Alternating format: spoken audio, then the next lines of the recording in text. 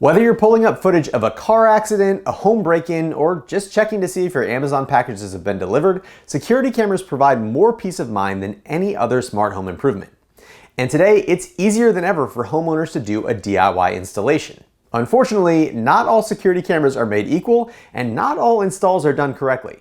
So today on The Hookup, I'm going to show you 7 of the biggest mistakes that people make when installing home security cameras, and how to avoid them for a professional and effective installation. Before we get into those big mistakes, we need to cover a little bit of security camera terminology that I'm going to use throughout the video. In the security camera world, there's a common set of terms called DORI, which stands for detection, observation, recognition, and identification. And it describes the different functions of a security camera based on its placement and its resolution. When setting up a camera system, it's useful to have an aerial picture of your property to define each zone of your system. The first thing I'm going to do is shade in the largest zone, which is the D zone for detection. That means my camera system should be able to reliably tell that a human is present in any of these parts of my property, but I might not need to gather any other information about what they look like or even what they're doing. A person that's only in the detection zone might not even purposely be on my property, they could just be passing through. The next area that I'm going to shade in is the O zone for observation, meaning my camera system should have the ability to tell what type of clothes a person is wearing and in general what they're doing. I want to know things like what direction they're facing, whether they're holding anything in their hands, and basically just be able to get a general idea of why they're on my property. A person that's in the observation zone doesn't necessarily pose an immediate threat, and they can't cause many problems from that specific set of areas. And then that leaves us with R and I, which stand for recognition and identification, which are very similar and almost interchangeable terms. Recognition means that I should be able to identify a known person, meaning I should be able to recognize my friends and my family because I'm familiar with the way that they look and their individual mannerisms. And identification means that that footage could be used to identify any individual beyond a reasonable doubt. And you can see why these terms might be interchangeable, because the main difference between recognition and identification is how familiar the person viewing the video is with the subject, and it doesn't have much to do with the video quality itself. For my property, the I zone, again for identification, is anywhere where a person could potentially cause damage to my property. That means at the very least, I want an I zone near each of the entry points of my house, and depending on whether you receive high value items in your mailbox, you might also want to put an I zone there. The basic difference in the types of zones is how much physical area each pixel in the image represents. If you have a zoomed in camera, then the pixel density per meter will be much higher for a person that's in that frame than it would be for a wide angle camera. And those match up with these general rules for pixel density that you should aim for in each zone type. So diagram in hand, let's talk about the first 4 big mistakes, which all have to do with camera placement. And the first and easiest to avoid is incorrect camera height. You shouldn't mount your cameras so low that someone could just reach up and tear them down. But don't mount them so high that you'll be looking at the top of a person's head by the time they enter the identification range. A generally good height for mounting cameras is 3 meters or about 10 feet high. So that means unless you really know what you're doing, mounting cameras on a second-story roofline probably isn't a good idea. The second common mistake is with field of view, where it's easy to fall in the trap that more is better. Security cameras will generally list their field of view in degrees, and that field of view is the result of the camera's sensor size, focal length, and lens geometry. Consider 2 cameras of equal resolution, sensor size, and placement. A focal length of 2.8 millimeters gives you 124 degrees of horizontal field of view, while a 4.0 millimeter focal length is just 87 degrees. So why wouldn't you want the widest field of view?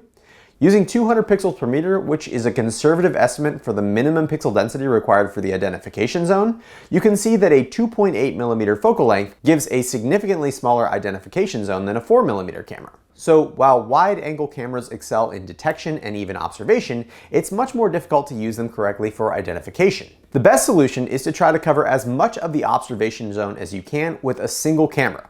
And then you can use additional cameras with lower fields of view specifically for your identification zones. One camera that I've been testing out for this application specifically is Reolink's new Duo camera that has 2 4-megapixel sensors mounted in a single enclosure, giving you 150 degrees of horizontal field of view using 2 camera feeds over a single Ethernet cable. That means that one centrally mounted Reolink Duo could cover your entire front O zone, freeing up other cameras in your system to be aimed specifically at I zones like your doors and your windows. Related to that field of view mistake is a third common issue, which is wasted image resolution.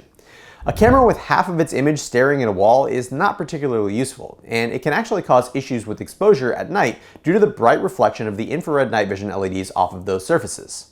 Similarly, unless you're interested in watching birds, planes, or maybe catching UFOs, putting the horizon in the middle of your image basically cuts your usable resolution in half. Instead, you should try to aim your camera only at what you're interested in capturing, and the best way to get exactly the right field of view is to use a varifocal camera with a motorized zoom lens. When I first started out with security cameras, I didn't quite understand why zoom cameras existed, because I couldn't think of a situation where I'd be actively watching the cameras and have the need to zoom in exactly on the center of an image. However, I'm pretty sure that that's not the real purpose of a zoom lens, and the actual reason is to allow you to mount your camera where you need it and then dial in the field of view to exactly cover the area that you need without wasting part of the image looking at a wall or another obstruction.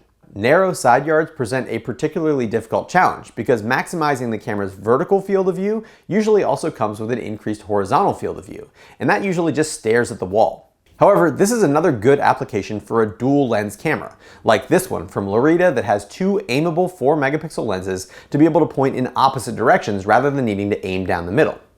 The only downside to using a camera like this is that depending on the layout of your property, you could end up with a blind spot in the middle of the two lenses.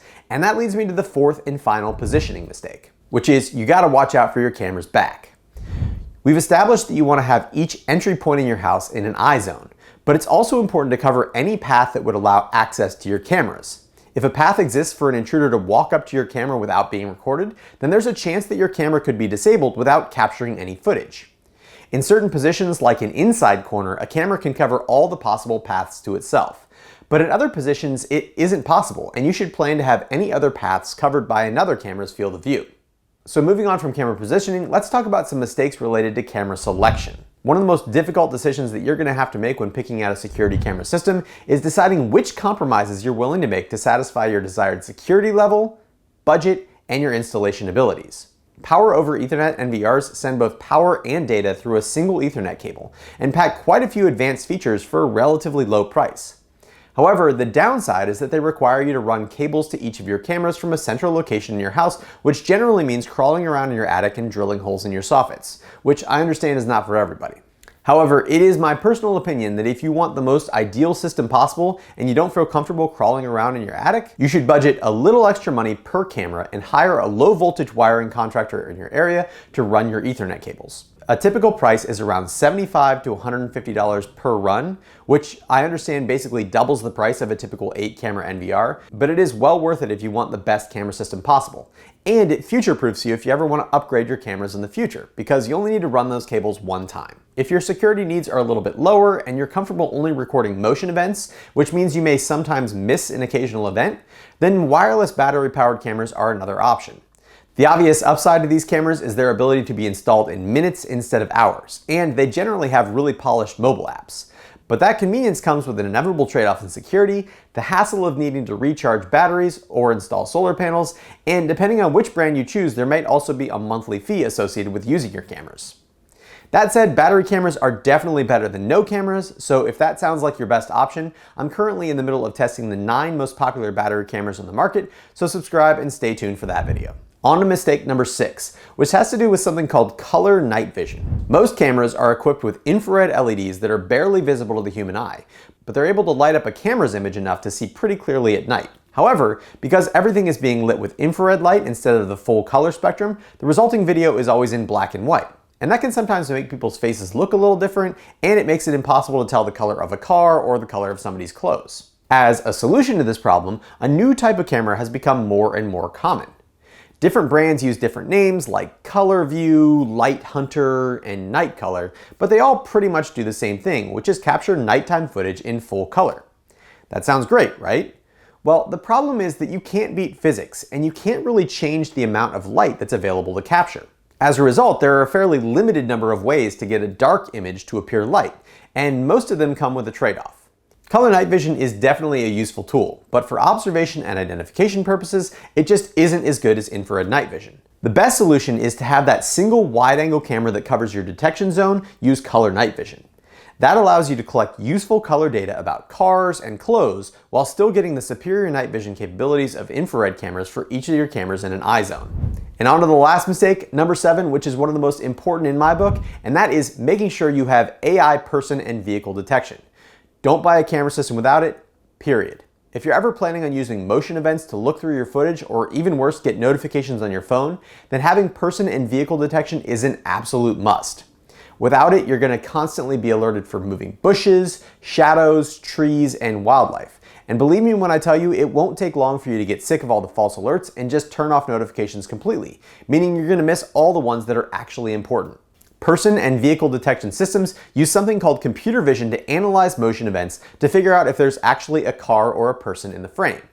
Most of them aren't advanced enough to figure out if the car or the person was the thing that triggered the motion, but every system that I've used from companies like Ring, Eufy, Reolink, Amcrest, and Blue Iris have been plenty accurate to significantly reduce false motion events. And as I said, I would never consider using a camera system without them anymore. And that's it. Avoiding those 7 mistakes when designing your camera system will maximize its value and effectiveness. Did I miss a common mistake that you've made? If so, let me know down in the comments. If you've still got questions about security camera selection, I've got links to all the cameras that I mentioned in this video down in the description, as well as a link to my security camera playlist that has individual videos for each camera type to help you pick out the ones that are right for your budget and your use case. Thank you so much to all of my patrons over at Patreon for your continued support of my channel. And if you're interested in supporting my channel, please check out the links down in the description. If you enjoyed this video, please hit the thumbs up button and consider subscribing. And as always, thanks for watching The Hookup.